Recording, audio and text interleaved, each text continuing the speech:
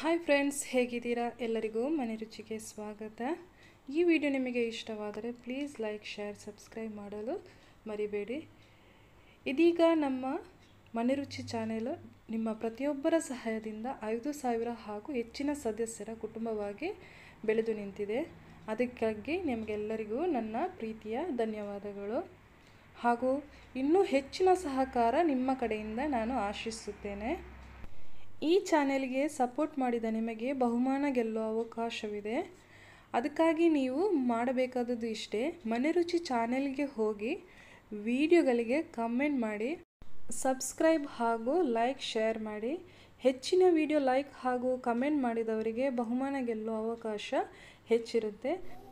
Friends, ಇವತ್ತು ನಾನು ತುಂಬ ಸಿಂಪಲ್ ಹಾಗೂ ಹೆಲ್ತಿಯಾಗಿ ಹಾಗಲಕಾಯಿ ಪಲ್ಯ ಹೇಗೆ ಮಾಡೋದಂತ ನಿಮ್ಮ ಜೊತೆ ನಾನು ಶೇರ್ ಮಾಡ್ತೀನಿ. ಇವಾಗ ಹಾಗಲಕಾಯಿ ಪಲ್ಯ ಹೇಗೆ ಮಾಡೋದಂತ ನೋಡೋಣ ಬನ್ನಿ. ಇವಾಗ ನಾನೊಂದು ಹಾಗಲಕಾಯಿ ತೊಗೊಂಡಿದ್ದೀನಿ. ಅದನ್ನು ಇವಾಗ ಸಣ್ಣಕ್ಕೆ ಕಟ್ ಮಾಡಬೇಕು.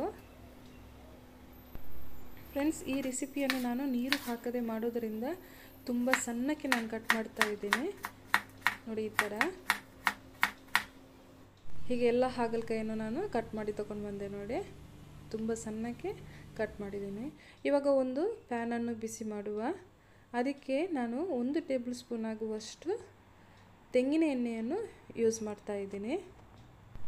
ಎಣ್ಣೆ ಬಿಸಿಯಾದಾಗ ನಾನು ಒಂದು 1/4 ಟೀ ಸ್ಪೂನ್ ಆಗುವಷ್ಟು ಸಾಸಿವೆ ಕಾಳನ್ನು ಹಾಕಿದ್ದೀನಿ. ಸಾಸಿವೆ ಸಿಡಿದಾಗ ಸ್ವಲ್ಪ ಕರಿಬೇವು, ಕಟ್ ಮಾಡಿಟ್ಟಂತಹ ಬೆಳ್ಳುಳ್ಳಿ, ನಾನೊಂದು 5ರಿಂದ 6 ಎಸಳು ಬೆಳ್ಳುಳ್ಳಿ ತಗೊಂಡಿದ್ದೀನಿ. 2 ಹಸಿಮೆಣಸು.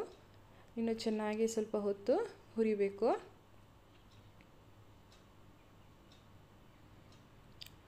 ಇನ್ನು ನಮಗೆ ಕಟ್ ಮಾಡಿಟ್ಟಂತಹ ನೀರುಳ್ಳಿಯನ್ನು ಸೇರಿಸುವ. ನಾನು 1 ನೀರುಳ್ಳಿ, ದೊಡ್ಡ ನೀರುಳ್ಳಿ ತಗೊಂಡಿದ್ದೀನಿ. ಚೆನ್ನಾಗಿ ಫ್ರೈ ಮಾಡಿ. ನೀರುಳ್ಳಿ ಬೇಗನೆ ಫ್ರೈ ಆಗಲು ನಾನಿಲ್ಲಿ ಒಂದು ಅರ್ಧ ಟೀ ಸ್ಪೂನ್ ಆಗುವಷ್ಟು ಉಪ್ಪನ್ನು ಸೇರಿಸ್ತಾ ಇದ್ದೀನಿ. ಇನ್ನು ಚೆನ್ನಾಗಿ ಮಿಕ್ಸ್ ಮಾಡಿ ನೀರುಳ್ಳಿ ಕಂದು ಬಣ್ಣ ಬರುವವರೆಗೆ ನಮಗಿದನ್ನು ಫ್ರೈ ಮಾಡಬೇಕು. ನೋಡಿ, ಇವಾಗ ಸ್ವಲ್ಪ ಕಲರ್ ಚೇಂಜ್ ಆಗಿದೆ. ಇನ್ನು ಇದಕ್ಕೆ ನಾನು ಸ್ವಲ್ಪ ಅರಿಶಿನ ಹುಡಿಯನ್ನು ಸೇರಿಸ್ತಾ ಇದ್ದೀನಿ. ಒಂದು 1/4 ಟೀ ಸ್ಪೂನ್ ಆಗುವಷ್ಟು ಅರಿಶಿನ ಹುಡಿ, 2 ಟೀ ಸ್ಪೂನ್ ಆಗುವಷ್ಟು ಕಾಶ್ಮೀರಿ ಮೆಣಸಿನ ಹುಡಿ. ಫ್ಲೇಮನ್ನು ಲೋ ಫ್ಲೇಮಲ್ಲಿಟ್ಟು ಸ್ವಲ್ಪ ಫ್ರೈ ಮಾಡಬೇಕು. ನೋಡಿ, ಈ ಥರ ಹೈ ಫ್ಲೇಮಲ್ಲಿ ಇಡಬೇಡಿ. ಸೊ ಇನ್ನು ನಮಗೆ ಸ್ವಲ್ಪ ಹುಣಸೆ ರಸವನ್ನು ನಾನು ಸೇರಿಸ್ತಾ ಇದ್ದೀನಿ. ಒಂದು ಟೀ ಸ್ಪೂನ್ ಆಗುವಷ್ಟು ಹುಣಸೆ ರಸ. ಇದು ಆಪ್ಷನಲ್ಲು, ಬೇಕಿದ್ರೆ ಮಾತ್ರ ಹಾಕಿ. ಇನ್ನು ನಮಗೆ ಕಟ್ ಮಾಡಿಟ್ಟಂತಹ ಹಾಗಲಕಾಯಿಯನ್ನು ಸೇರಿಸುವ. ಚೆನ್ನಾಗಿ ಮಿಕ್ಸ್ ಮಾಡಿ. ಇನ್ನು ನಮಗಿದಕ್ಕೆ ಸ್ವಲ್ಪ ಉಪ್ಪು ಸೇರಿಸುವ. ಉಪ್ಪು ಸೇರಿಸಿ ಸ್ವಲ್ಪ ಮಿಕ್ಸ್ ಮಾಡಿ ಆಮೇಲೆ ಮುಚ್ಚಳವನ್ನು ಮುಚ್ಚಿಟ್ಟು ನಮಗಿದನ್ನು ಬೇಯಿಸಬೇಕು. ನಾವು ನೀರು ಹಾಕದೆ ಬೇಯಿಸೋ ಕಾರಣ ಎಡೆಗೆ ಈ ಥರ ತೆರೆದ್ಬಿಟ್ಟು ನಾವು ಮಿಕ್ಸ್ ಮಾಡ್ತಾನೆ ಇರಬೇಕು, ಇಲ್ಲಾಂದರೆ ಅದು ಅಡಿ ಹಿಡಿಯುವ ಚಾನ್ಸಸ್ ಇದೆ.